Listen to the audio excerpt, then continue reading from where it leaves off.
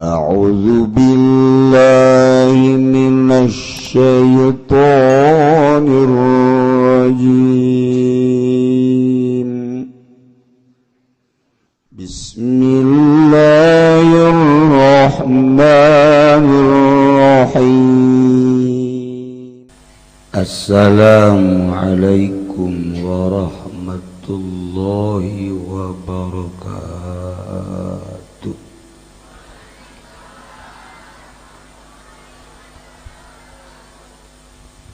Alhamdulillah wassalatu wassalamu ala rasulillah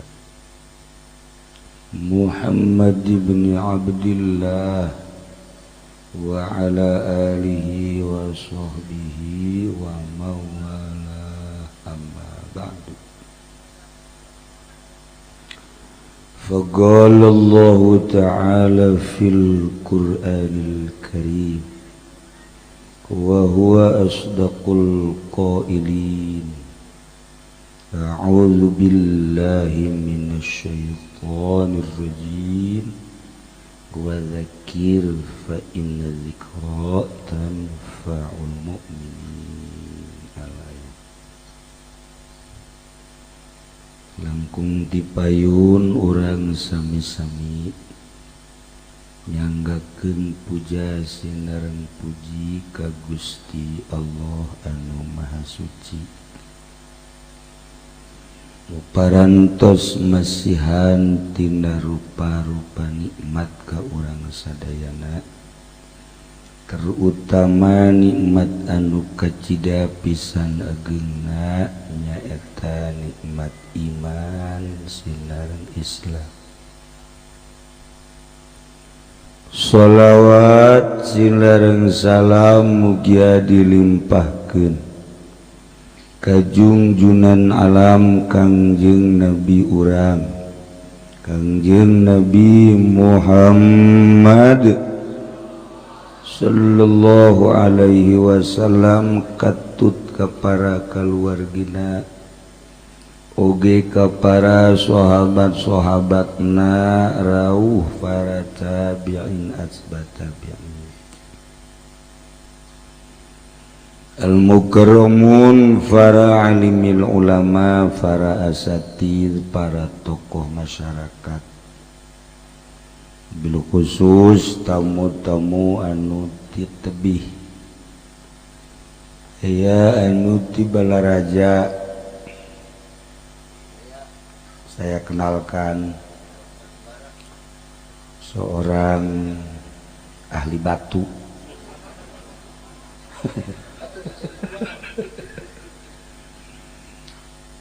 Aya deui ieu belah katuh Husim Kuring. Ieu mah teu meunang manggih barang dahar. Jadi ahli nazofah, pembersihan. Alhamdulillah beteng lagi segede naon. Bahkan ieu mah hiji mah tamu unik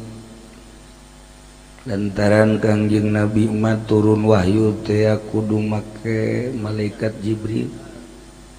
Ieu mah wahyu lelempangan, haji wahyu ya. Jadi alhamdulillah malam ieu orang dihadiran ku wahyu. Alhamdulillah lengkap, terutama tamu anu teu asing deui di negara Cilongok geus kamasyhur, turunan nyandung tapi teu nyandung. Ieu Bapak Sekretaris. Alhamdulillahirabbil alamin. Karak hayang be nyandung teh, tapi asana datang ka payah moal kasampean ieu di.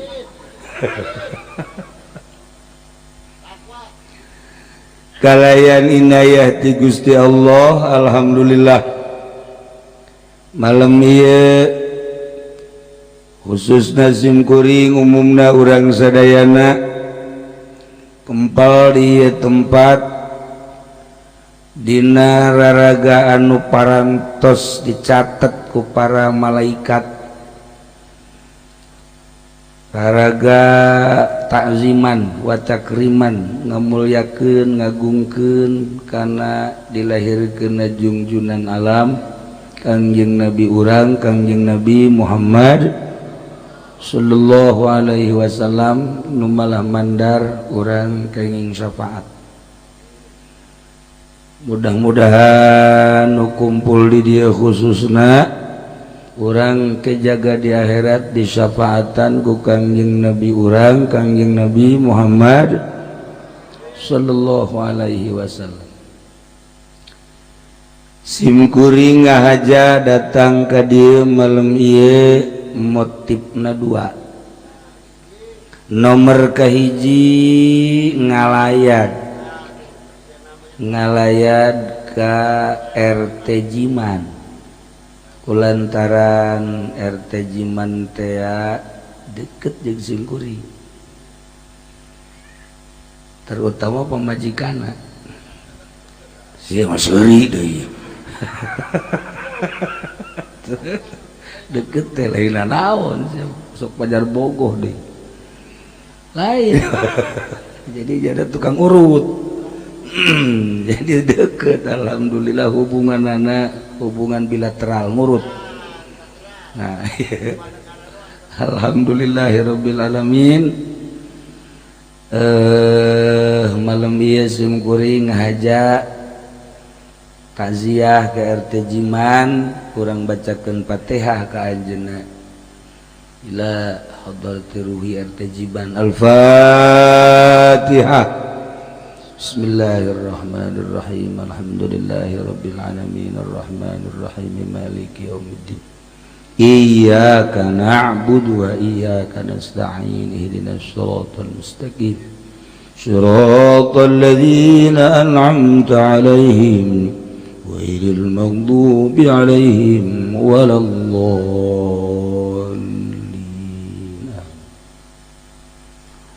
Nomor kedua orang maulidan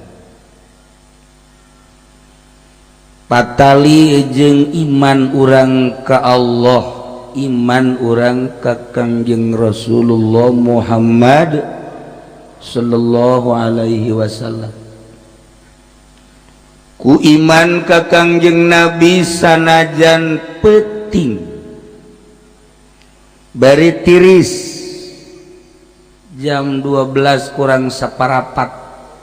masih kedeh diuk. Ieu tanda iman, tanda cinta.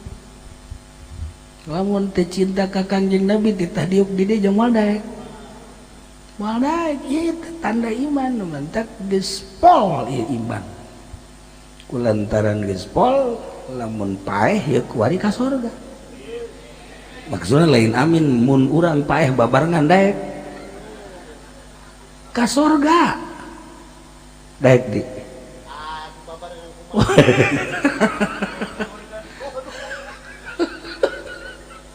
kuari bagieu dibere umur 5 tahun deui tapi can karuhan ka surgana jeung kuari mun paeh ka surga daekan kuari teh daekan ke jibat saya nggak jawabnya dek daun tuh panjang-panjang umur maksudnya hayang naon tuh kan Kangjeng Nabi diciptakan ku Gusti Allah ternyata orang jadi sabab kana ayana dunia bow cek Gusti Allah laulaka lama khalaqatul aflak lamun teu aya anjeun Muhammad lamun teu aya anjeun Muhammad kula moal nyieun jagat raya mun eueuh Kangjeng Nabi moal aya Haji Rusdi mun eueuh Kangjeng Nabi moal aya Haji Adang mun eueuh Haji Rusdi moal aya Bijam Sinah Bijam Sinah tah ieu kusabab ayah Kangjeng Nabi ayalah langit ayalah bumi ayalah urang nu paling indah ayah sorga jeung ayah neraka justru Kangjeng Nabi diutus ke alam dunia teh inna arsalnaka syahida wa mubasysyiran wa nadhira wa da'iyan ilallah wa sirajan munira wa da'iyan ilallah biidni wa sirajan munira. Mantep.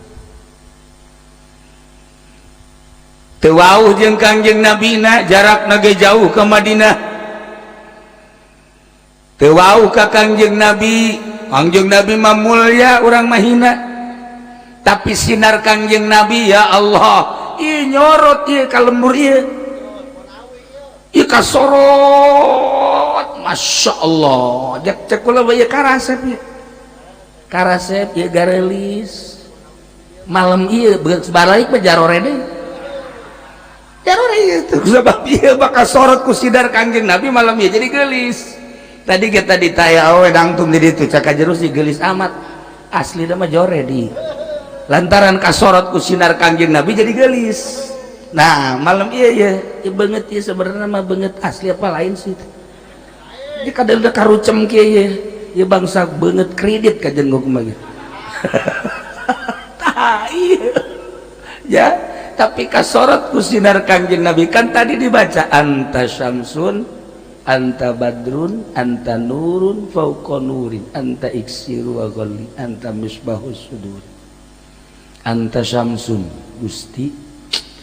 anjeun teh wahai Muhammad bagaikan matahari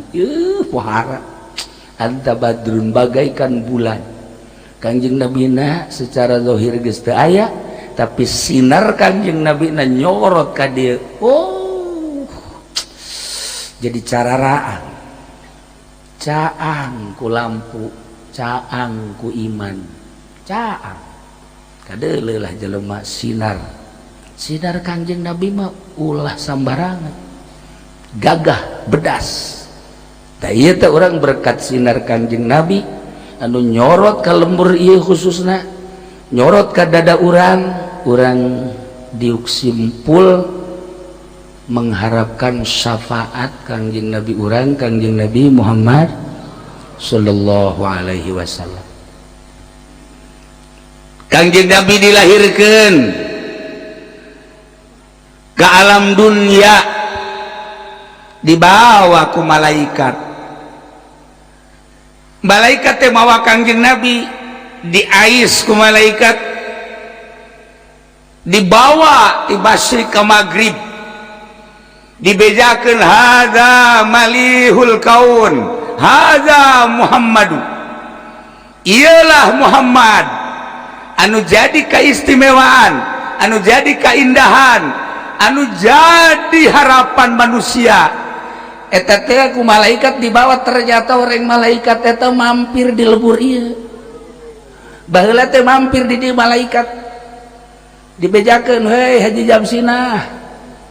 Bijamsinah jadi haji tancan. Encan. Bijamsinah, ye hadza malihul kaun wa hadza Muhammadu. Ditarima ku urang di alhamdulillah.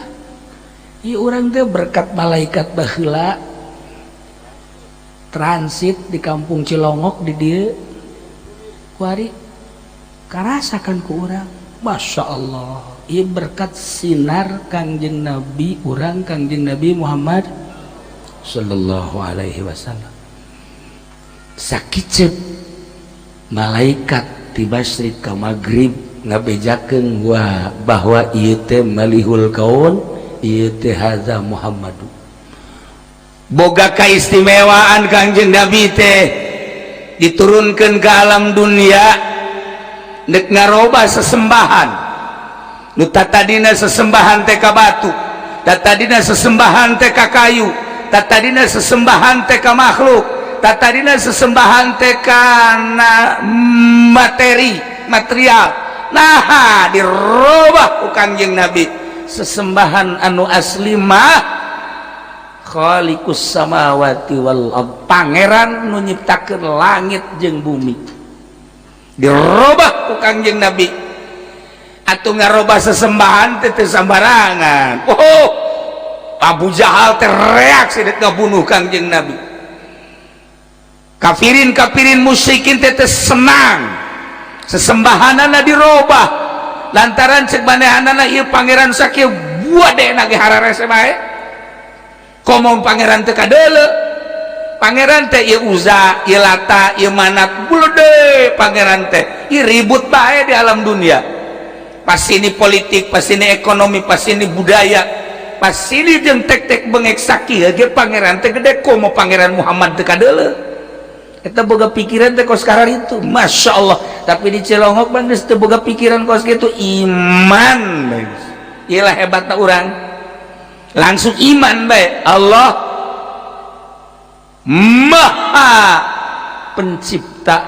langit bumi serta eusina urang teh kudu hese-hese iman Kangjeng Nabi teh diangkat jadi Rasul utusan Allah Nabi nu diangkat jadi Rasulullah urang mah teh hese deui iman mata lamun di akhirat teh ka surga mah nya ka surga urang waladaran iman ka Allah iman ka Kangjeng Rasulullah Muhammad sallallahu alaihi wasallam nah iyalah Kangjeng Nabi dakwah di zaman Kangjeng tepikeun ka ayeuna teu eureun-eureun dilanjut ku para sahabat ku para tabiin ku atbat tabiin dilanjut ku para ulama-ulama alhamdulillah tepi ka ayeuna mantak sing hade iman urang ka Kangjeng Nabi sing hade pelakeun di jero hate bukakeun hatena teh mun aya peso mah soekeun heula ya jeung iman asupkeun ka dieu teh ka tutupkeun deui kan mantep jadi ulah pudar iman teh di jero ieu ya Allah ya Rabbi nah ieu Kangjeng Nabi diutus ke alam dunia jadi rasul diangkat ku Gusti Allah ngabogaan mukjizat anu nomor kahiji nama Al-Qur'anul Karim geus lamun urang talar Quran berarti eta geus lain jelema leutik atawa ulah saquran lah loba teuing saquran mah Yasin lah Yasin lain jelema sambarangan udah cenah Kiai Yasin mah panjang teuing tabarok atuh tabarok ge cenah panjang teuing Kiai teh mah amayata saalun eta deui cenah carang geus batu sabihis sabihis ge cenah panjang teuing ge ieu mah udah nu talar rasana ieu talar nah ieu beta kulhu dah ieu kulhu lain sabarang eta mukjizat kulhu teh mukjizat geus lamun urang talar kulhu eta bae dibulak-balik lamun urang maca kulhu dibulak-balik ulah loba-loba 200.000 bae tuh sia mah jubeu bae maca Quran mah kulhu baca kulhu 200.000 haram ka neraka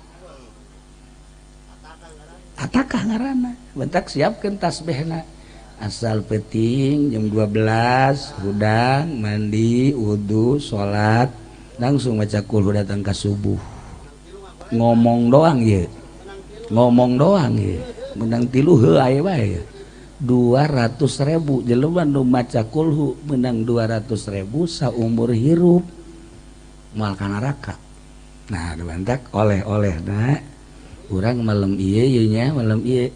ibu oleh-olehna bapak geus bae maca kulhu salila hirup 200.000 catet sapeting misalnya menang 50 catet di lawang 50 keisukan 50 keisukan deui turun lantaran tunduh 20 itu karak 120 malam kaopat tunduh 10 asana ada ka paeh mah teu anggeus mah 200.000 haram ka neraka ya Allah ya Rabbi jadi sanajan ka neraka moal panas itu mah gara reheng kabeh anu sejen mah gara reheng haji Rusdi mah basa we jadinya mah di neraka ge nasbeh bae kieu belain amin di neraka ge nasbeh tiis ditaranya gue di kunaon sih bisa jadi tiis ge berkat di dunia maca kulhu 200.000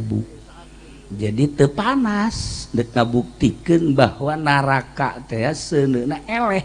ku kulhu 200.000 Masya Allah geus jeung urang Cilongok mah teu kudu salat maca kulhu bae 200.000 terus ulah sholat ulah naon kulhu bae itu salah goblok tetap sholat dan baca kulhu 200.000 nah kuari diniatan di jero hatena degah maca kulhu 200.000 tulis tadi lawan Cilongok ge loba tulisan-tulisan kan hutang tulisan hutang iya buat tulisan maca kulhu ya Allah ya Rabbi mantap guys oleh-oleh muludan guari urang siapkeun tasbih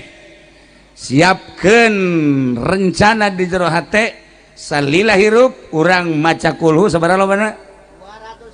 200.000 lah saeutik 200.000 saeutik 200.000 mah tapi coba ge laksanakeun Bismillahirrahmanirrahim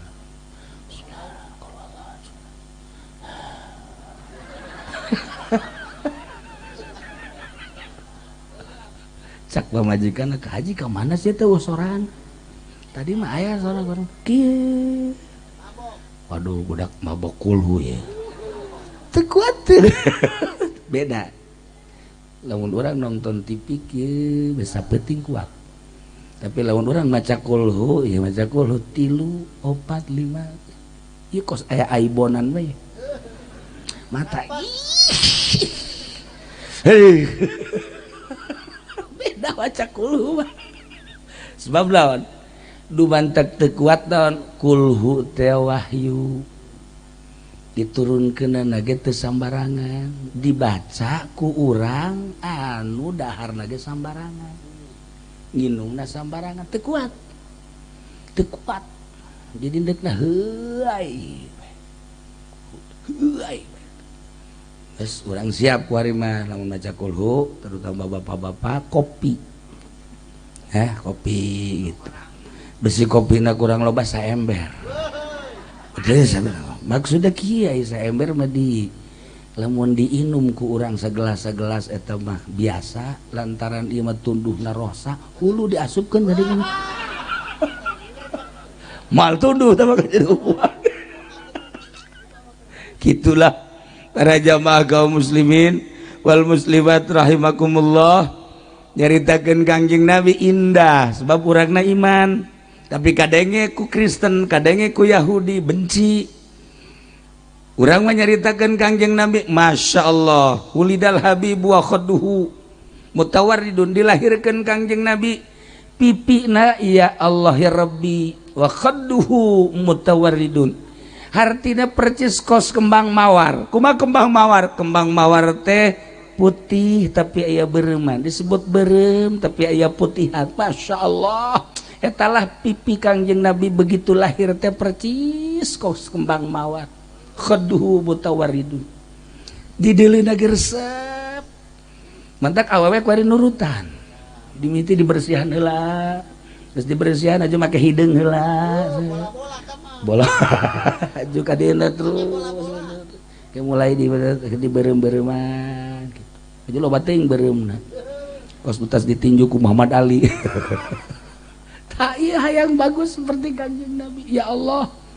wan nuru min wajanatihi ya tahu cahaya anu luar biasa ilah kelahiran Kangjeng Nabi mun dicaritakeun eta hubibal ulidal habibu nu tadi dibaca teh Allahu li ni'mal wali sallu ala hadzan nabi Muhammad ulidal habibu wa khadduhu mutawarridu wa nuru min wajanatihi yatawaqqadu terus panjang ka dituna ieu mah hiji bae tah kana mujizu yusufin ikomisihi itu udah naon nu talar imah budak dibawa ge ta Allah idzal mauludu minhu azyadu Kangjeng Nabi dibere mujizat lain sakadar mujizat-mujizatan mun dicaritakeun mujizat Kangjeng Nabi urang bakal tercengang ieu mah Kangjeng Nabi Yusuf baheula dibere kahebatanana teh kasep deui kasep loba jelema awewe nu neuleuh Kangjeng Nabi Yusuf ku kasep-kasepna keur lapar jadi seubeuh gering neuleuh Kangjeng Nabi Yusuf cager di Cilongok jelema anu cager neuleuh Haji Rusdi gering tibalik ieu neuleuh Kangjeng Nabi Yusuf teh cager. Kehebatan wajah Kangjeng Nabi Yusuf ibarat samangka dibelah dua, sabelah ku Kangjeng Nabi Yusuf, sabelah deui ku urang kabehan. Untung aya irungan ge urang. Untung aya halisan ge urang. Kangjeng Nabi Yusuf mah sabelah ku sorangan. Geus moal aya dua Kangjeng Nabi Yusuf mah kasepna. Tapi kasepna membawa fitnah. Kangjeng Nabi mah kasep tapi membawa damai. Kangjeng Nabi Yusuf mun dicaritakeun fitnahna datang ka dibunuh bebejana ku dulurna. Geus dibunuh padahal mah henteu. Diangkat di sumur dibalangkeun ka sumur dijual jadi abid. Geus kitu terus dibeli di kerajaan. Dipake kahayang deui ku Siti saha Zulekha. Siti Zulekha teh deui ieu teh ratu teh bogoh ka Kangjeng Nabi Yusuf lantaran kasep. Siti Zulekha nu sakitu jadi ratu kieu bae aya isuk-isuk geus biasana nyarap ieu mah asal neuleuh Kangjeng Nabi Yusuf teh cageut. Kacaritakeun saminggu teu dahar teu gering teu naon. Teu gering teu naon. Nu gering neuleuh Kangjeng Nabi Yusuf teh jadi calalager. Kasepna lain lalagaan. Seubeuh beuteung neuleuh nu kasep. Pokos urang neuleuh nu geulis, keur gering panas neuleuh nu geulis cager. Covid neuleuh nu geulis cager. Cager. Tapi lamun urang cager neuleuh Haji Rusdi Covid. Dibalik. Ieu beda penyakit teh anyar-anyaran. Ieu kalah Kangjeng Nabi Yusuf. Ieu mah keur carita kieu we. Nyencerikan Kangjeng Nabi Yusuf bapakna nu ngaran Kangjeng Nabi Yakub alaihissalam cerik teureun-eureun datang ka penglihatanana pudar teu neuleuh. Masya Allah panjang mun didongengkeun ieu mah deuk caritakeun teh mukjizat Kangjeng Nabi Yusuf. Begitu Kangjeng Nabi Yusuf jadi raja di Mesir, kelaparan kan di negara mamana nu boga gandrung korma kageteun sebab cek kakakna mah Kangjeng Nabi Yusuf teh geus maot korenganan jadi raja. Geus kieu we titip bayi nya moal waka bisa manggihan bapak ku ari mah ieu be baju komis dibulen bawa ka abah ka ditu. Di jalan keneh masih jauh ka imah Kangjeng Nabi Yakub geus kieu be sesegitan Yusuf geus kaambeut cenah ieu ku abah padahal bajuna keur di jalan keneh. Sesengitan Yusuf geus kaambeut meuki deukeut beuki seuri beuki deukeut senyum Kangjeng Nabi Yakub barang datang ieu anak-anakna nu tadina nipu bahwa Yusuf teh dibunuh ternyata henteu mentah hampura ka bapakna. Barang mentah hampura geus masalah atuh nabi ieu ngan ieu bae janggakeun bajuna. Baju komis Yusuf langsung dibuka dikadiekeun baju gamisna set brai bentak. Mukjizat Kangjeng Nabi Yusuf komisna bisa ngabentakeun jelema nu buta. Di Cilongok aya tanu cager dipakean sorban ka Haji Rusdi buta tetep dibalik tuh mah. Masya Allah. Nah iyalah inkana mujizu Yusufin bi komisi, lamun memang mujizat Kangjeng Nabi Yusuf ko komisna, Masya Allah, tallahi demi Allah zal mauludu i orok yakni Kangjeng Nabi Muhammad dilahirkan minhu azyadu leuwih tibatan mukjizat nu dibikeun ka Kangjeng Nabi Yusuf alaihis salam. Urang nyaritakeun mukjizat Kangjeng Nabi, ya Allah ya Rabbi pohara diantarana ye Raja Habib ngiriman hadiah tiaman dipuatkeun kana onta diiring ku penggawa-penggawan datang ke Mekah kapanggih jeung anak buah Abu Jahal cik anak buah Abu Jahal iya rombongan ti mana Yaman rombongan ti Yaman ti mana ti kerajaan Raja Habib iya mawa naon mawa hadiah jang saha ieu jang Muhammad Rasulullah hei di Mekah mah nu tenar we lain Muhammad ya bos kula saha Abu Jahal geus ieu bilukeun bae bilukeun ulah jang Muhammad jang Abu Jahal bae ih kula mah dititah lagi ieu teh tuh ti ditu teh jang Muhammad teu bisa Mekah mah nu ngageugeum Mekah kepala suku Mekah Abu Jahal bilukeun jang Abu Jahal bae teu bisa cek beuna ieu mah jang Muhammad bae ribut sageuna ribut Abu Jahal lah dipanggil Abu Jahal ngomong ieu ti mana ti Yaman ti saha kiriman Raja Habib jang saha jang Muhammad ye iya ngaranna Abu Jahal nu ngageugeuh Mekah enggeus ieu mah jang kula teu bisa cek anu ngirim cek nu dikiriman tetep ieu mah jang Muhammad bae ayeuna ribut sanggeusna ribut utusan Kangjeng Nabi datang ka dinya kuari mah kieu bae cek Kangjeng Nabi ulah hese-hese isuk urang kumpul kabeh engke urang tanya onta lamun eta onta ngomong na jang Abu Jahal los jang Abu Jahal tapi lamun eta onta ngomong jang Muhammad berarti jang kula siap dah Abu Jahal siap isuk urang kumpul hadiran ke seluruh Arab seluruh orang Arab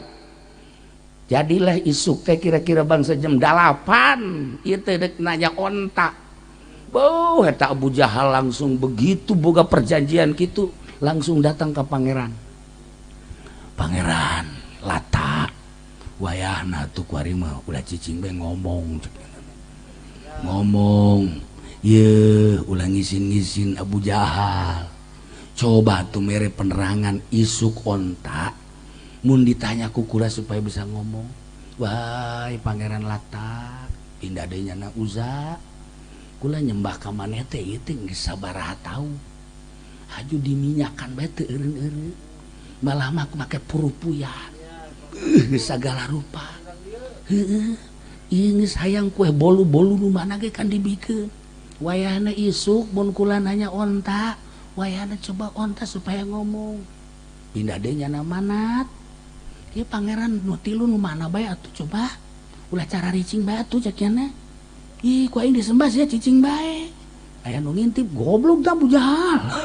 kono nyerekanan pangeran jadi Abu Jahal teh minta perlindungan ke pangeran ada guys isuk benar-benar kumpul di hadiran ku ribuan manusia pihak Kangjeng Nabi jeung pihak Abu Jahal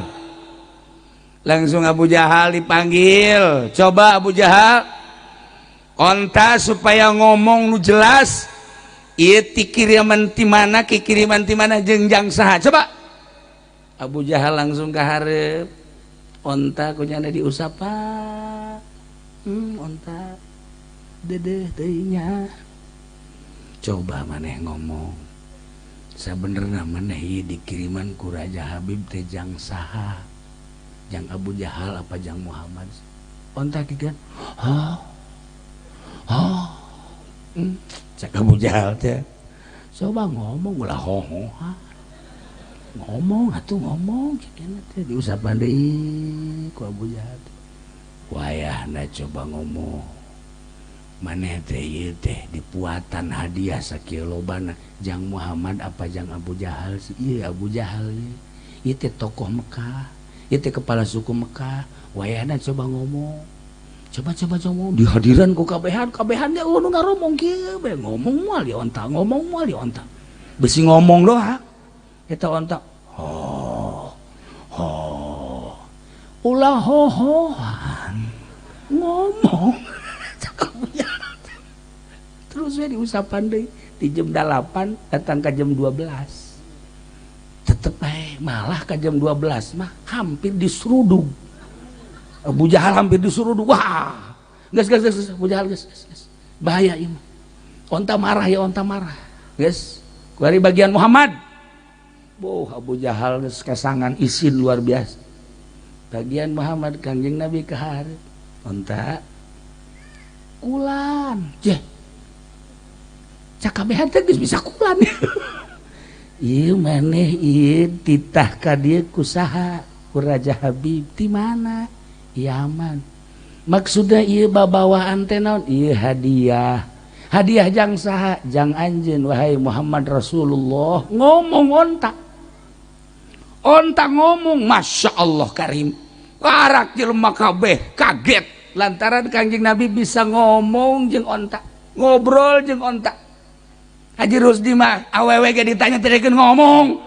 eta kurang hadiah puji eta hadiah maka ini itu ada asar atuh jangan wata danya awewe bete dek ngomong ka onta pernah nyana ngomong ngajakan ngobrol ka ucing digegel lah iya para jamaah kaum muslimin wal muslimat rahimakumullah eueuh jalan datangkan teh iman ka Kangjeng Nabi sebab Kangjeng Nabi ti mimiti dilahirkeun ge boga kaindahan anu luar biasa di antarana wajahna berseri-seri sinarna nembus kaluhur katingali ku balerea aya sinar naon sih aya sinar naon sih padahal mah Kangjeng Nabi dilahirkeun sinarna mencuat kaluhur aju mujizat tadi antarana tadi onta bisa diajak ngobrol iyalah in kana mujizu Yusufin bikomisi lamun bae mujizat Kangjeng Nabi Yusuf dengan komisna bisa nyagerkeun mata nu ngaran bapakna tallahi demi Allah zal mauludi ieu orok yakni Kangjeng Nabi Muhammad minhu azyadu leuwih tibatan eta dibawa ku Kangjeng Nabi hadiah teh sehingga dibawa ditinggali ku Kangjeng Nabi Masya Allah ternyata emas segede kieu lain hiji 40 segede kieu di samping emas perak deh dibawa ku Kangjeng Nabi ka Jabal Abi Kubais ku Kangjeng Nabi diburusutkeun da emas kitu kene sutra-sutrana cek Kangjeng Nabi wahai emas wahai perak wahai pakaian-pakaian sutra anjeun teh dikirimkeun ti Yaman jang kaula kula nampa bunga ku ayan hadiah tapi kula teu ngabutuhkeun karena emas perak jeung pakaian kos kieu ku ayana sakitu ieu mah lain jang pakaian dunia engke ieu mah di sorga maka wayahna wahai emas wahai perak wahai sutra maneh saat ieu keneh berubahlah menjadi kesik-kesik jeung pasir-pasir harita keneh prak menjadi pasir lamun kanyawan ku Haji Rusdi ya atuh naona pugu urang mah kesik hayang jadi emas ya Allah ya Rabbi ieu kunaon emas jadi kesik teu hayangin Kangjeng Nabi mah lantaran emas mah engke di sorga mah urang ye lawangna emas cecekelna emas kursi emas segala rupa emas kuari mah aya kan di dieu ge emas tono tah mah urang Brebes tah mah tah ieu lah di sorga engke mantak di dunia ulah hayang mewah-mewah engke di sorga urang mah iman ka Allah iman ka Kangjeng Rasulullah hayang naon engke di sorga geus deukeut sorga teh geus deukeut di hareupeun urang kanyahoan sorga geus deukeut tanyakeun ka RT Jiman pae heula tanyakeun ka RK Patin nyana mah geus datang deukeut sorga teh deukeut di hareupeun urang asal dicabut nyawa urang geus ka sorga urang mana meureun urang mana meureun belah seuris ya sia mah bagianna ka ditu kanu kaencapan tah ieu para jamaah kaum muslimin wal muslimat rahimakumullah eueuh jalan jang teu iman ka Kangjeng Nabi lantaran Al-Qur'an geus ngajelaskeun eta lah mukjizat Al-Qur'an geus ngajelaskeun Bukhari geus ngajelaskeun Muslim geus ngajelaskeun berbagai mukjizat ke iraha deui kula jaritakeun mukjizat tadi nama kan ieuran cenah muludan teh endek naon ngaranna berseri lantaran kula kurang sehat Atuh kurang sehat jadi penggal jadi tengah ya bagian salah sahiji mukjizat geus jelas mukjizat Kangjeng Nabi teh di antarana bulan belah dua tarurun maca syahadat kemudian tangkal korma lempang ka hareup maca syahadat balik deui kurang kumaha deui masyaallah karim ieu kuari ya urang diuk di dieu ieu lamun lain mukjizat Kangjeng Nabi moal bisa hayang nyaho mukjizat ieu tah urang ieu kuari teh keur ngarasakeun mukjizat keur ngarasakeun mukjizat begitu Kangjeng Nabi lahir ya Allah ya Rabbi jukut jara radi korma ngadadak buahan diala teu beak-beak bubuahan aya eta Kangjeng Nabi lahir urang merayakeun bae tuh cau sok bade naon itu ieu ngarayakeun sakigi ngarayakeun doang komo lahirna Kangjeng Nabi terus geus kieu bae cau nu mana ini berkat tuh kan kelahiran Kangjeng Nabi dirayakeun ala bae geus tara rimbul masyaallah karim nah iyalah Kangjeng Nabi urang Kangjeng Nabi Muhammad sallallahu alaihi wasallam ulah kaget lamun di Prancis kuari keur dihina Kangjeng Nabi melalui film-film kartun henteu aneh emang Kangjeng Nabi mati baheula kos kitu moal kanyahoan gedena lamun eueuh nu ngahina kiai moal kanyahoan gedena lamun eueuh nu ngahina wali moal kanyahoan walina lamun eueuh nu mencaci maki lamun wali kanyahoan gedena setelah dicaci maki dicaci dimaki dicarekan tetep bae nyana maka Allah moal bendueun wali mah kanu nyaci maki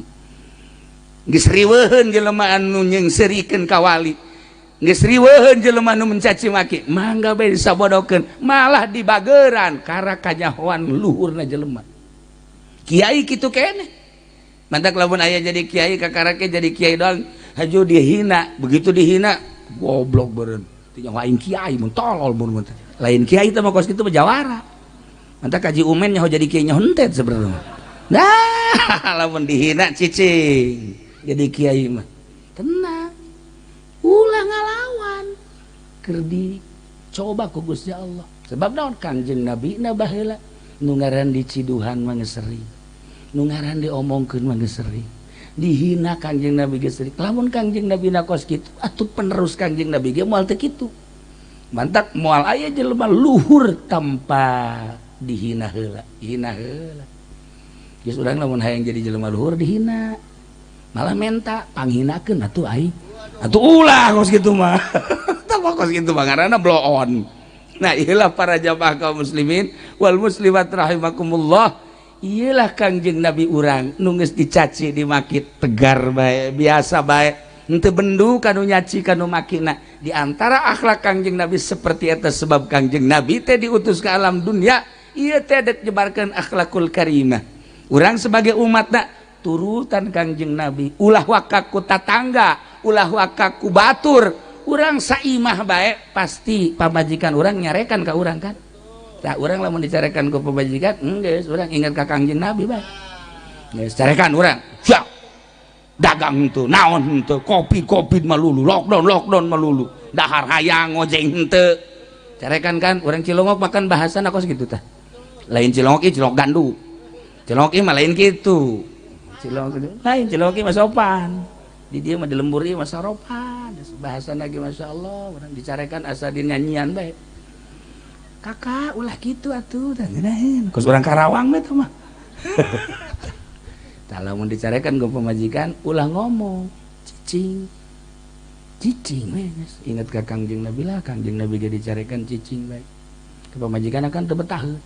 datang ka cicing bae sia ceknya ieu lain awewe meureun juri gimana cicing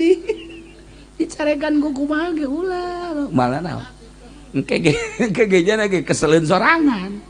tah ieu akhlak Kangjeng Nabi wa inna ma bi'us buaitu li utammima makarimal akhlak terapkeun heula di imah tangga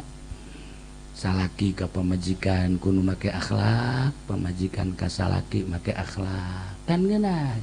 komo lamun pamajikanana haju bisa diajak bareng ibadah wah geus nikmat jasa kurang hudang jam 1 atau jam 2 pamajikanna dihudangkeun neng nah deuk tahajud teh moal oh heuh nya tahajud bareng kak tahajud kak mandi bareng ngala wudu bareng kakak jadi imam neng jadi pandai nah Allahu Akbar geunaheun berjamaah jeung pamajikan ngomong mah dibuktiin mana tuh eta mantap ke sing hade di orang boga pamajikan teh bisa diajak berjamaah ulah masing-masing masing-masing pamajikan di luhur urang di handap mal beres sama Allahu Akbar pamajikan kan sok nyingsat nya tuh sama pamajikan di dinya baru sok ongkong mah nah iyalah para jamaah kaum muslimin wal muslimat rahimakumullah ieu mah kan sakadar nyaritakeun salah sahiji mukjizat Kangjeng Nabi bisa ngobrol jeung onta engke aya deui bisa ngobrol jeung maung engke aya deui bisa ngobrol jeung berbagai hewan engke aya deui bisa ngobrol jeung batu engke aya deui bisa ngobrol jeung tatangkalan endek kumaha teu iman mantak ulah kaget lamun di Perancis kuari dihina Kangjeng Nabi justru kuali di Perancis ribuan jelema asup Islam kewalahan di Perancis presiden lagi lantaran setelah ayeuna dicaci dimaki dihina di berbagai sekolah di universitas ternyata horeganan murid-murid malah asup Islam sabaraha pemain bola nu asup Islam sabaraha kitu ngaranna penyanyi nu asup Islam sabaraha budayawan nu asup Islam ayeuna ambalayah di Perancis mantak presiden Perancis kuari cicing bae aneh cek manehna makin dicaci ngaran Muhammad makin loba nu asup Islam aya aturan asup Islam maca syahadat teh sakali 500 urang asup Islam rombongan Masya Allah karim gitu kene di Moskow gara-gara seseorang wanita anu make jilbab kemudian diasupkeun ke penjara disidang deui tembak Masya Allah sebab etalah di Moskow kuari loba nu asup Islam ih begitu di deuleu urang Perancis kan marancung irungna umur 17, 18, 20 tahun ngareke jilbab kadi rapi asa hayang ka Perancis oh maksudna lain naon eta bae dek survei gitu ka ditu atuh kumarancung resep gitu tah ya Allah ya Rabbi ningali di Moskow di sarua di Soviet marancung arasup Islam Masya Allah karim bahkan aya penyanyi di Amerika Shirley eta teh kapan 3 tahun nyana teh silem eueuh kabar berita begitu muncul ayeuna ya Allah di publik nyana maca Quran didengekeun ku kabar rapih maca Quran encan kawin di umurnya kakarak 23 tahun besi hayang gak itu ke Amerika ngan geus dijamin moal daekeun urang keur carita seputar nu asup Islam Masya Allah ya nah iyalah naon eta hidayah datang sinar Kangjeng Nabi terus-terusan ulah disangka teh hihiberan ku ari Kangjeng Nabi teh cek bahasa sompral nama ieu teh kuari teh urang teh dihadiran ku Kangjeng Nabi di deuleu ku Kangjeng Nabi aya nu nyebut-nyebut ngaran aing cek Kangjeng Nabi ieu di Cilongok coba barang di deuleu oh kadeuleu tuh Haji Adang tuh Rajib tuh tos tadi oh tadi Rajib wah kadenge salemur Cilongok kabeh atuh Masya Allah 2 menit deui pegat asalna eta geus bisa moal narik kurode nah iyalah para jamaah kaum muslimin wal muslimat rahimakumullah urang sambil hiburan ku cinta ka Allah cinta ka Kangjeng Nabi Muhammad sallallahu alaihi wasallam nah ieu mah ala kadar hiji takziah ka RT Jiman nomor kaduana urang ngagungkeun ka Kangjeng Nabi Muhammad sallallahu alaihi wasallam atawa dibalikeun nomor kahiji nama maulidan nomor kadua nama takziah sakitu bae ala kadar bari heureuyan ge ke urang lanjut deui mun sehat kula malam naon urang malam Senin nya orang lanjut ke nyaritakeun mukjizat nu leuwih hebat deui aya hiji awewe bakalna ieu mukjizatna eta awewe teh gering Masya Allah datang ka leutik awakna nah engke geus diobatan naon ge teh cager kene bae ke bakal dilanjut di ditu ieu rame hujanna gitulah para jamaahnya dicukupkeun sakieu urang ngadoa geus cukup kan sakieu